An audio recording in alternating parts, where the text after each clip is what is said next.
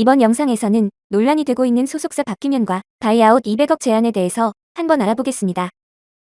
정말 전홍준이 그 내용에 대해 몰랐는지 의문이 들어 정리맨의 생각을 한번 물어보고 따져보겠습니다. 먼저 앞의 영상에서 틱톡 홍보와 관련한 제 영상에 정리맨이 음모론을 제기했었다는 내용은 잘못된 내용이었습니다. 영상을 재확인해보니 뉴진스급 광고 제안과 관련된 내용에 내부자가 아니면 어떻게 알 수 있냐는 음모론을 제기했었습니다. 사이코보기 영상을 제작하는 과정에서 착각을 하고 오류가 있었던 부분, 정리맨에게 미안하다는 사과를 드리겠습니다. 하지만 상표권 출원 신청에 오랜 시간이 걸린다는 정리맨의 주장은 잘못되었습니다. 제가 검색을 통해 확인해보니 초보자도 블로그를 보고 따라해서 몇 시간 만에 어렵지 않게 금방 알 수 있었습니다. 피프티 멤버들의 부모님은 변리사를 통해 상표권 출원 신청했고 신청 날짜는 6월 19일이었습니다.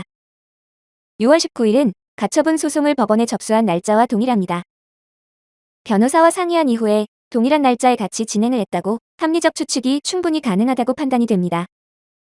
이전 영상에서 정리맨은 대리사인과 관련해 위임장이 필요할 것 같다는 주장도 했습니다. 하지만 제가 주장했었던 대리사인과 그것이 알고 싶다에서 주장했던 대리사인은 위임장이 필요 없는 대리사인을 말하고 있습니다.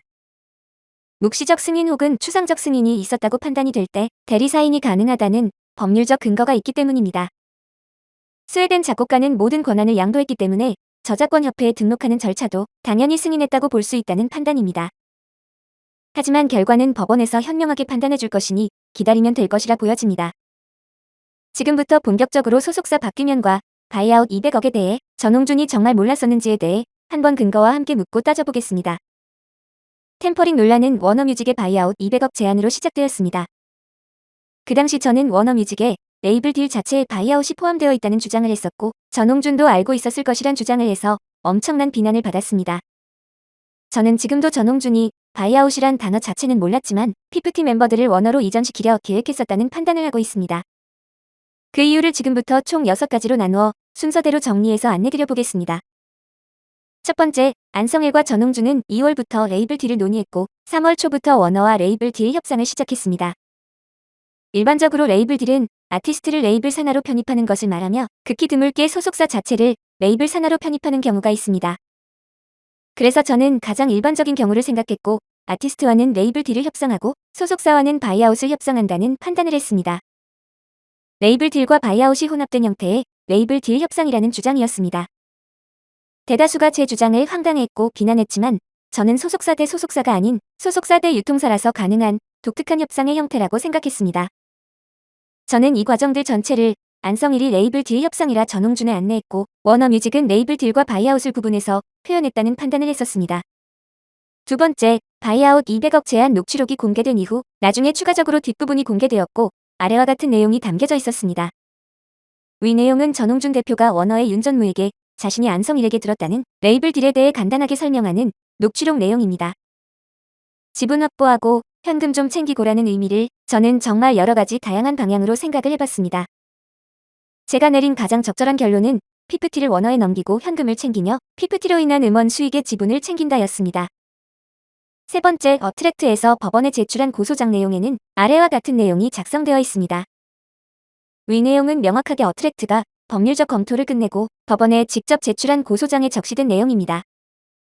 어트랙트 전홍준이 안성일의 직상장을 이야기하고 의견이 맞지 않아 결별을 하게 된 시점은 워너와 통화를 하기 이전 시점이었습니다.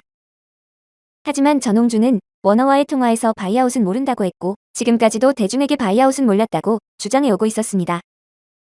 저는 그 당시에 바이아웃이란 단어 자체는 전홍준이 몰랐다고 볼 수 있지만 피프티를 워너에 넘기는 레이블 딜 협상을 했었다는 판단은 하고 있습니다.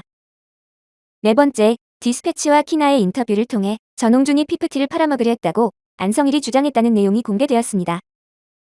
키나가 말한 안성일의 여러 주장들에 많은 분들이 거짓말 혹은 가스라이팅이라 말하고 있습니다. 하지만 저는 안성일의 주장들에 공감하는 부분도 있고 전홍준에 대한 오해도 있었다는 판단을 하고 있습니다. 다섯 번째, 피프티를 팔아먹으려 했다는 안성일의 말에 전홍준은 거짓말이라 하지 않았고 이간질을 했다고 했습니다. 만약 안성일의 거짓말이었다면 이간질이란 표현보다는 거짓말이란 표현을 사용했을 것 같다는 판단입니다. 여섯 번째, 디스패치는 최근 키나 인터뷰 뉴스에서 제가 바이아웃과 관련해 처음 주장한 내용과 똑같은 내용을 아래와 같이 보도했습니다. 디스패치의 보도 내용은 제가 처음부터 주장해오던 바이아웃이 포함된 레이블 딜 그 자체를 그대로 똑같이 말해주고 있습니다. 제가 처음 주장했을 때 많은 분들이 레이블 딜과 바이아웃의 의미도 모른다며 엄청난 비난을 했지만 디스패치의 기사에는 아무도 아무런 대꾸도 못하고 있습니다. 저는 앞에서 말한 6가지 근거들을 바탕으로 어트랙트와 전홍준이 PPT를 워너에 넘기려 했다는 합리적 추측을 하고 있습니다. 레이블 딜 협상 과정에 있었던 소속사가 변경되는 내용들에 대해 전홍준이 정말 아무것도 몰랐다고 저는 생각할 수 없습니다. 만약에 정말 몰랐다면 워너 뮤직에 대해 어트랙트가 왜 문제를 삼지 않는 건지도 저는 의문을 가지고 있습니다. 저는 이번 영상의 내용을 확인하고 정리맨이 정말 객관적으로 판단을 해주길 바라는 마음입니다. 앞의 영상에서 정리맨은 틱톡 바이럴 홍보가 없었다는 부분에 대해 인정을 했습니다. 정리맨은 오히려 홍보가 없었다는 부분에 당연하다는 입장을 보여줬습니다. 하지만 저는 그것이 알고 싶다 해서 재밌는 장면을 봤습니다. 어트랙트는 안성일이 내부 정보를 악용해 저작권을 구매한 듯 거짓된 정보를 언론에 흘렸습니다. 저는 악의적인 언플이라 판단하고 있습니다. 이진호와 어트랙트를 통해 우리가 제공받고 있는 정보들은 전부가 진실된 정보일 수 없습니다. 이진호와 어트랙트는 인간이기 때문에 실수를 할 수 있고 소송전이기 때문에 왜곡할 수 있습니다. 정리맨은 제가 주장하는 내용들에 대해 근거가 부족한 궤변이라 말했고 많은 분들이 공감을 하고 있습니다. 하지만 제가 주장한 궤변들 중 많은 부분들이 사실로 밝혀졌고 앞으로 밝혀질 내용도 있을 것이라 판단을 하고 있습니다. 반면이 틀렸다고 알려진 내용은 현재까지는 없으며 앞으로 틀렸다는 내용들이 많이 나올 것이라 판단을 하고 있습니다. 오늘 공개한 영상 속 내용에 바이아웃이 포함된 레이블 딜 협상도 처음 주장했을 당시에 상상할 수 없을 정도의 악플과 비난을 받았었습니다. 논리도 개념도 기본도 상식도 없는 황당한 궤변이라는 악플들이 엄청나게 달렸습니다. 현재까지 처음 제가 주장했었지만 엄청난 악플에 시달렸고 지금은 사실이라 볼 수 있는 내용들은 아래와 같습니다. 사이코 보기는 궤변이라며 매번 비난을 받았지만 사실로 알려진 내용들이었습니다.